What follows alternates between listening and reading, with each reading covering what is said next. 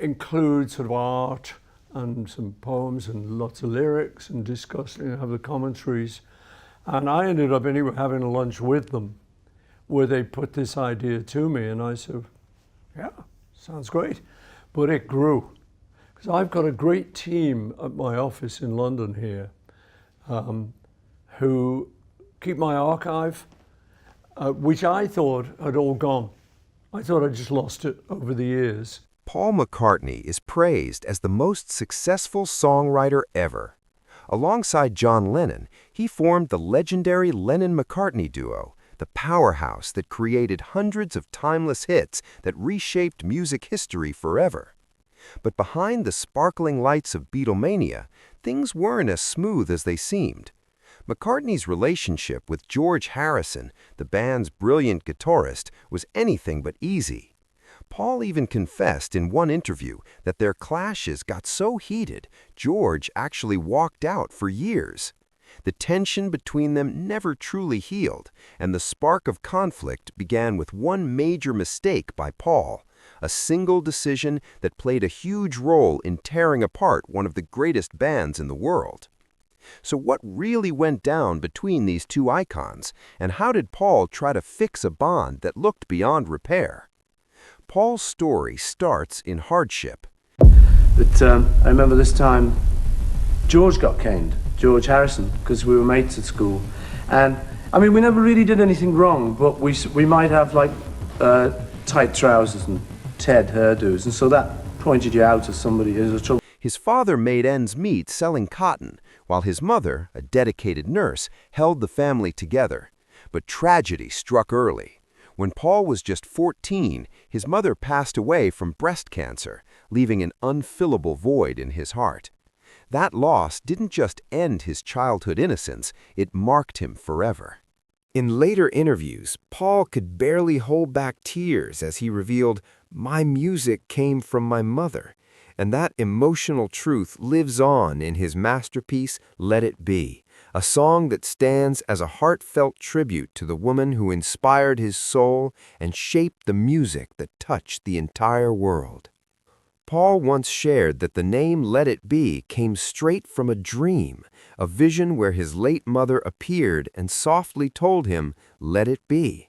Those gentle words hit him deep, becoming a light through the darkness and guiding him toward healing through music. Every chord he played after that carried a piece of her love and wisdom. His musical journey kicked off with a cheap guitar his dad bought, but nothing about it was easy. Paul was left-handed, and that guitar, it was built for right-handed players. Instead of giving up, he flipped it upside down and started teaching himself note by note. What started as a roadblock soon became his signature. That upside-down playing style turned into the secret sauce behind Paul McCartney's one-of-a-kind sound.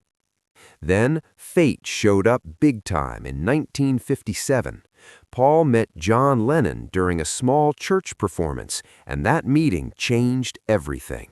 Is in the sound of our music. I think is so, that too. too? No, I think you're dead right. I think that when you Yeah. and I was just standing there with the tambourine that Jimmy found, but it's him playing the tambourine, and yeah, there's something, again, there's not much scholarship about this type of stuff that you can read up But on. it resonates, right? But you can feel yeah, something. I believe it. I think there's something to it. You've made. John's bold confidence and magnetic energy drew Paul in instantly. He couldn't look away. After just a few minutes of talking, it was clear they shared something powerful, a fiery passion for music that couldn't be ignored. John saw the spark in Paul right away and wasted no time inviting him to join his group. From that moment, history began to write itself. Their early songs laid the foundation for what the world would soon know as the Beatles. And before long, another key player entered the picture, George Harrison. Paul and George first crossed paths on bus rides to school, later finding themselves together again at the Liverpool Institute after passing their 11+ exams. The pieces of destiny were falling perfectly into place. Even though Paul and George were both music lovers, their personalities couldn't have been more different. Paul was the quiet, hard-working student who stayed out of trouble and kept his focus sharp. George, on the other hand, had a rebel streak. To him, school was nothing short of hell on earth. Teachers wrote him off as a lost cause, but they had no clue about the fire burning inside him. George had an incredible gift. He could hear complex guitar riffs on the radio and instantly play them back, earning instant respect from everyone who heard him. Paul spotted that raw talent right away and decided John Lennon had to meet him. At first, John wasn't so sure. Could a 14-year-old kid really hold his own in their band? But George didn't need to say much to prove himself. On the top deck of a bus, during an impromptu audition, he picked up his guitar and played the song Raunchy with flawless skill. His fingers danced over the strings so effortlessly that John couldn't deny it. He nodded in approval, sealing the deal right there. Without him. Have you been able to have any reconciliation with Paul since that particular event? Oh, he's okay, yeah. He's okay. He just was trying to use that situation for some personal motive that he had, and it just didn't. From that moment, George officially joined the Quarrymen. But what started as a casual group of teenagers suddenly transformed into something much bigger. With John's sharp edge, Paul's melody-driven mind, and George's technical genius, a powerful, creative triangle was born. The three of them stopped copying radio hits and started writing their own tracks, something fresh, something revolutionary. Out of those humble beginnings, the storm that would become the Beatles began to rise. Their music took the world by surprise, forever rewriting what pop and rock could be. Yet behind the fame and screaming fans, things weren't always peaceful. The bond between Paul and George was often tested. Their clashes over songwriting sparked years of tension, leaving behind deep cracks in their friendship that would take decades to even begin to heal. In 1967, the Beatles dropped Sgt. Pepper's Lonely Hearts Club Band, an album that didn't just change music, it changed everything. It was their boldest creative leap yet, but it also marked the start of major shifts inside the group.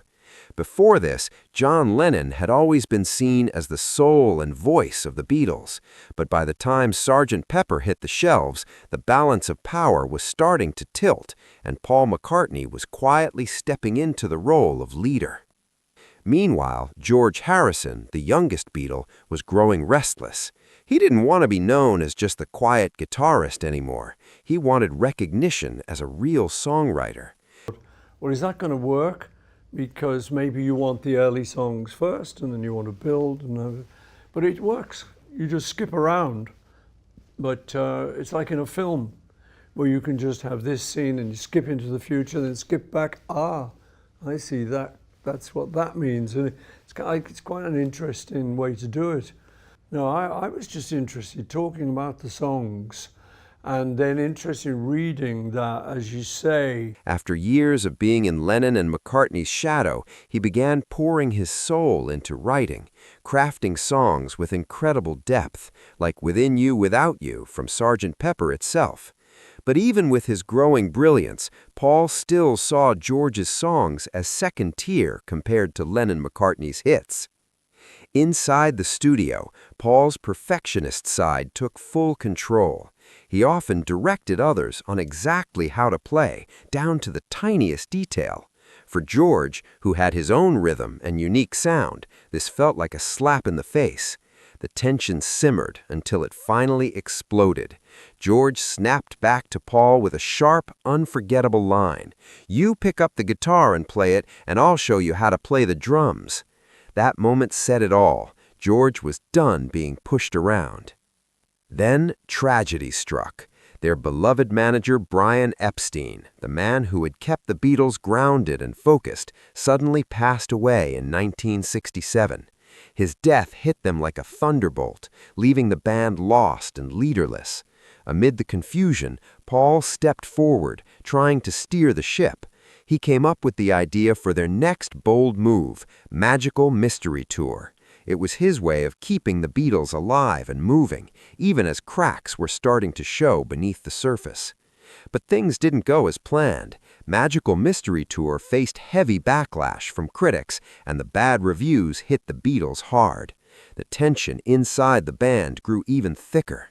George Harrison, already feeling left out, became more and more disheartened. He felt like an outsider trapped in Paul's grand ideas, dragged into projects he didn't truly believe in. The brotherhood that once held the band together was slowly falling apart. In 1968, during the intense recording sessions for the White Album, the pressure finally exploded. Paul's unrelenting perfectionism pushed everyone to the edge, especially George. Paul kept insisting that George play his guitar exactly how he imagined it, leaving no room for George's creativity. Feeling smothered and disrespected, George's patience ran out.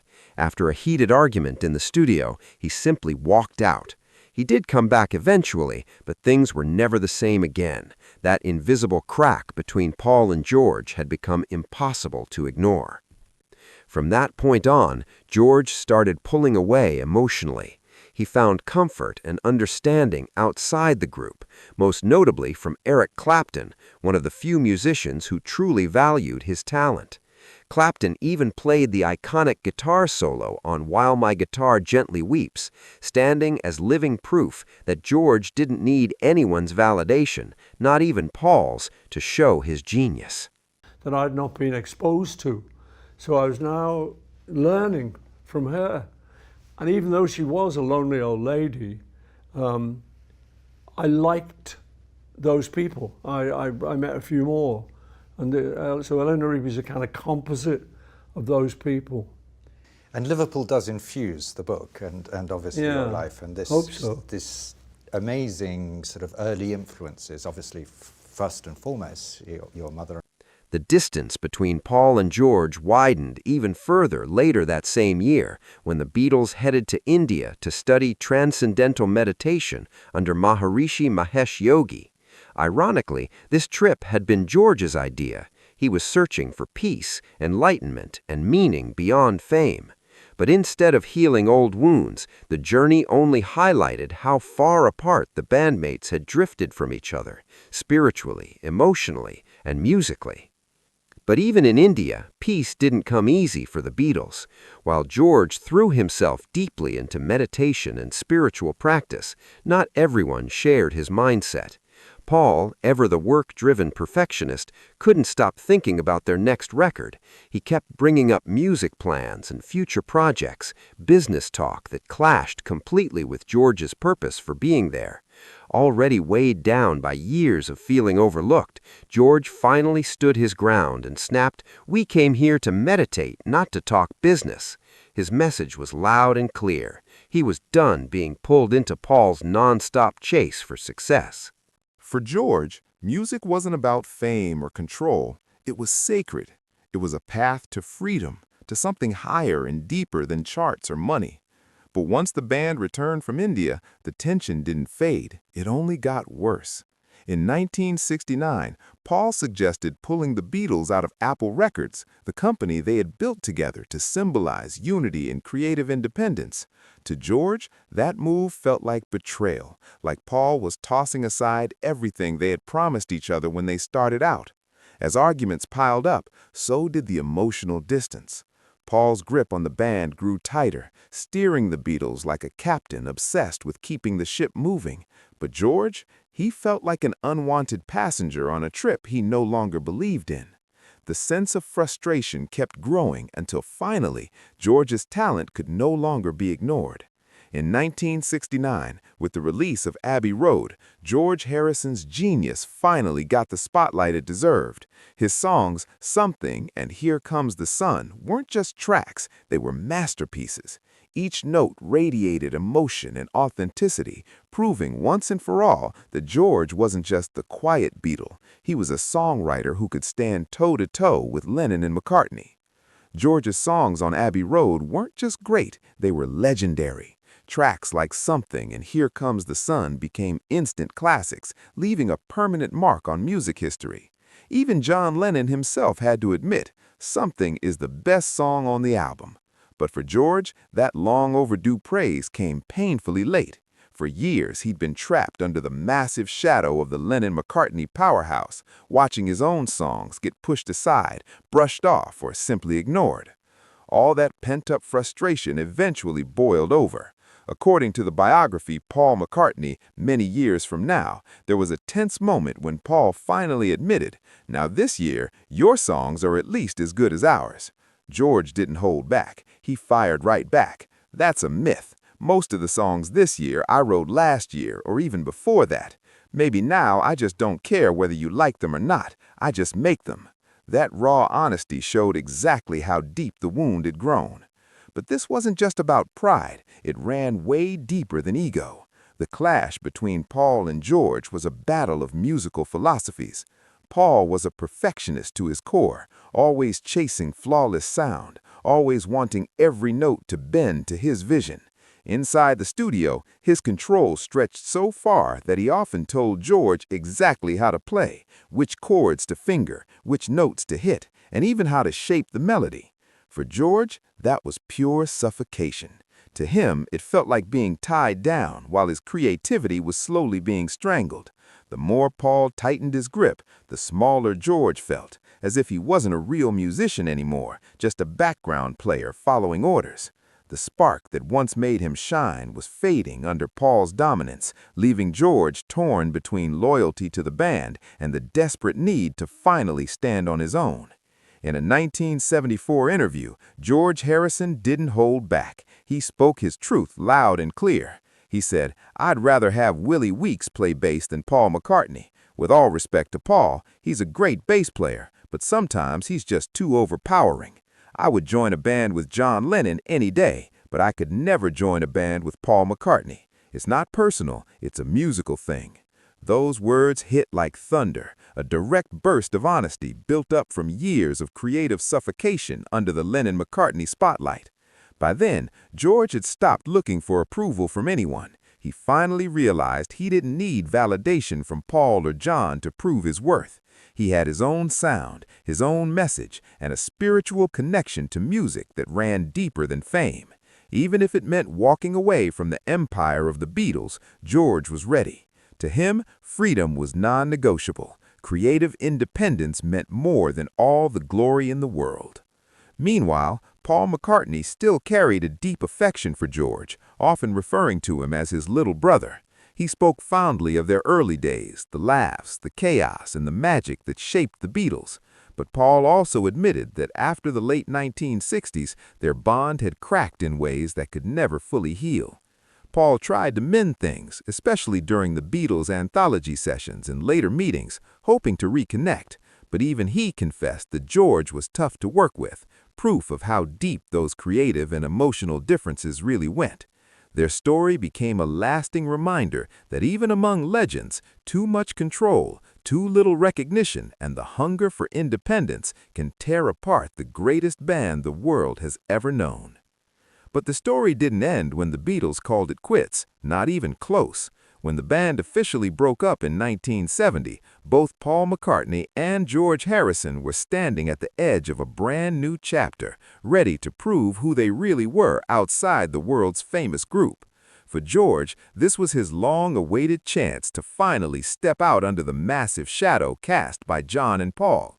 During his Beatles years, George had been limited to just 2 or 3 songs per album, his creativity boxed in and his ideas often brushed aside. But once the cage door opened, all that bottled-up energy came bursting out. In that same year, George dropped All Things Must Pass, a stunning triple album, packed with songs he'd originally offered to the Beatles, songs they had rejected. And guess what? The world went wild for it. The record was an instant hit, led by the soul-stirring single, My Sweet Lord, which made history as the first solo track by any Beatle to hit #1 on the Billboard charts. Critics couldn't stop praising it. They called it proof that George Harrison had never been just the quiet Beatle. This was his grand arrival as a true artist, songwriter, and visionary.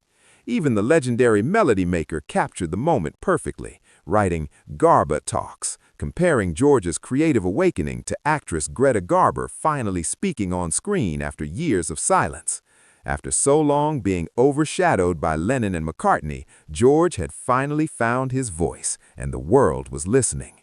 All Things Must Pass didn't just earn critical acclaim, it shattered records, going multi-gold and selling beyond expectations. It even outsold John Lennon's Imagine and Paul McCartney's Band on the Run. George had done the impossible. He had risen from the background and proven that his brilliance could shine just as bright, if not brighter, than the two giants who once stood before him. All Things Must Pass wasn't just a success, it was an explosion. The album made it crystal clear that George Harrison was no longer a background figure. He had stepped into his own power, an artist capable of reshaping the entire sound of rock music in the early 1970s. But George's journey didn't stop with music, it expanded into something even bigger. In 1971, alongside his close friend and sitar legend Ravi Shankar, George organized a groundbreaking concert for Bangladesh at Madison Square Garden. The lineup was unbelievable. Bob Dylan, Eric Clapton, Ringo Starr, and more took the stage. The event made history as the first major charity concert in rock music, a moment that would inspire future global movements like Live Aid. George didn't just play for fame, he used his music to bring hope and help to millions in need. Throughout the 1970s, George kept pushing boundaries, creating music that reflected his soul rather than chasing chart trends. Albums like Living in the Material World, 1973, and 33 1/3, 1976, showed just how devoted he was to staying true to himself. They blended rock, pop, and Eastern sounds into something deeply personal, a style that no one else could touch. Even if some albums didn't hit massive commercial highs, they radiated his spiritual philosophy and sense of peace, setting him completely apart from his former Beatles bandmates. But George's impact reached beyond music, too. In 1978, he took an unexpected leap into film by founding Handmade Films, a move that would literally rescue British cinema. When the comedy project Monty Python's Life of Brian was about to collapse from lack of funding, George stepped in like a hero. He even mortgaged his own home to save it, simply because he wanted to see the film made. That bold move not only revived a movie, but sparked a wave of creativity in British film history that still echoes today. Because of George Harrison's bold move into filmmaking, classics like Monty Python's Life of Brian, Time Bandits, and With Nail and I reached audiences across the globe. He didn't just save a few movies, he breathed new life into British cinema itself. But even with all that success, George never became consumed by fame. He stayed humble, grounded, and deeply introspective, a man who never cared much for red carpets or flashing lights. While other rock stars chased the spotlight, George preferred peace and quiet. He spent most of his time at Friar Park, his massive countryside estate, where he found joy in the simplest things, planting trees, tending gardens, and nurturing nature like it was part of his soul. That home wasn't just a mansion, it was his personal sanctuary, a sacred place where he could reconnect with himself and the universe. His son, Donnie Harrison, once shared a touching memory. As a kid, he actually thought his dad was the gardener. George would wear work clothes, covered in dirt, spending hours outside under the sun, caring for every single plant with love and patience. That image, a world-famous musician quietly trimming bushes and watering flowers, perfectly captured who George truly was, a musical legend, a spiritual seeker, and a man who valued peace over fame. But life had its darker moments, too. In 1999, tragedy struck when an intruder broke into his home and attacked him, leaving him badly injured and shaken. Yet even after that terrifying night, George's spirit never wavered. 2 years later, in 2001, at the age of 58, he passed away from lung cancer, calm, centered, and surrounded by his loved ones. Those who were with him said he left this world in peace, his final moments filled with music, chanting, and meditation, exactly the way he lived, in harmony with the world and his faith. Meanwhile, Paul McCartney's post-Beatles journey would take a much heavier emotional turn. The breakup had left him spiraling into despair. While his former bandmates slowly found their own rhythm after the Beatles split, Paul McCartney was left in pieces. It felt like the whole world had crumbled beneath him. Lost and broken, he retreated to a remote farm in Scotland, shutting himself away from everything: fame, music, and even friends.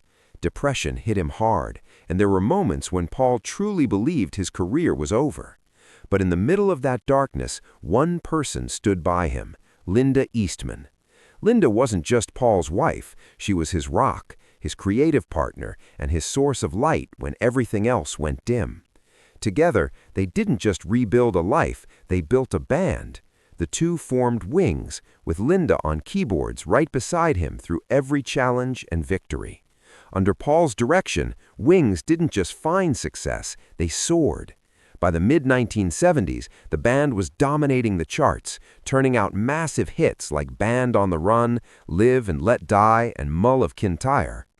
Through Wings, Paul managed to step out from the overwhelming shadow of the Beatles and re-establish himself as one of the greatest artists of all time. His music had evolved, bolder, freer, and filled with life again. Even after Wings eventually disbanded, Paul's creative fire never went out. He continued to stun audiences worldwide with solo classics like Uncle Albert, Admiral Halsey, and Coming Up. His collaborations became cultural milestones, too. Ebony and Ivory with Stevie Wonder and Say, Say, Say with Michael Jackson turned into unforgettable anthems that blended pop magic with powerful messages. But Paul didn't just stop at music. Beyond the spotlight, he became a passionate advocate for causes close to his heart, from animal rights and vegetarianism to global peace initiatives. He wasn't just writing songs anymore, he was using his fame to inspire real change. Paul McCartney's influence didn't stop on the stage, it stretched far beyond music. He became a force for good, taking part in countless international campaigns that changed lives. He fought for animal rights, spoke out against landmines, championed vegetarianism, and pushed for better music education across the world. His endless dedication to these causes didn't go unnoticed. He racked up honors that few artists could dream of, including a staggering 18 Grammy Awards and 2 inductions into the Rock and Roll Hall of Fame. By 2024, Paul's success had reached legendary heights. With an estimated fortune of $1 billion, he stood not just as one of the greatest musicians ever, but also one of the wealthiest icons on the planet. Yet even with all that glory, Paul wasn't immune to heartbreak. In 1998, tragedy struck when his beloved wife, Linda McCartney, his partner in music and in life for more than 30 years, passed away from breast cancer. The loss shattered him. Once again, Paul retreated into solitude, grieving the woman who had been his anchor through everything. A few years later, he tried to rebuild his life and married former model Heather Mills in 2002. But what began as hope soon turned into chaos. Their relationship quickly fell apart, spiraling into one of the most bitter and public divorces in celebrity history. By 2008, the split became a worldwide media storm, a painful chapter that left Paul emotionally drained and weary of love. But life had one more surprise waiting for him. In 2011, Paul found peace again with businesswoman Nancy Chevelle. Their wedding was small, intimate, and heartfelt, a perfect reflection of the man Paul had become after everything he had endured. With Nancy by his side, he rediscovered a sense of calm and balance that had long been missing from his life. Her love brought warmth back into his world, helping him finally heal from the decades of loss and heartbreak. From losing his mother so young to saying goodbye to Linda and enduring the chaos of fame. At last, Paul found something more powerful than success: peace. Paul McCartney's life is nothing short of a breathtaking journey, a story that captures every emotion a person can feel. From heartbreaking despair to unstoppable triumph, from radiant joy to soul-crushing loss, from the chaos of fame to the peace he finally found within. His path has it all. Paul isn't just a legend on stage, he's a living symbol of resilience, passion, and humanity. A man who loved deeply, fought bravely, and never stopped creating, no matter how many storms tried to break him. His story reminds us that behind every spotlight and standing ovation lies a human being, one who bleeds, breaks, and rebuilds. The Paul McCartney the world sees may be the global superstar, but the man beneath that fame is someone who's walked through fire and come out stronger. And maybe, after hearing everything, the fame, the love, the heartbreak, the rebirth, you still feel a spark of curiosity, like there's more to uncover. Because behind those dazzling lights and perfect smiles, there are always shadows, the cracks no one notices, the struggles no one talks about, and the truths that remain buried beneath the glittering surface of fame. Sometimes it's the tiniest fracture that shakes the world the hardest. And who knows, maybe what you've just heard is only the beginning, just the visible tip of a much deeper story, with the darker, hidden truths still waiting to be revealed someday. So, if this story moved you, make sure to hit like, share this video with others who crave the truth behind the legends, and subscribe for more untold stories waiting to surface. Drop a comment below and tell us what part of Paul's incredible journey hit you the hardest, because the conversation doesn't end here. It's only just beginning.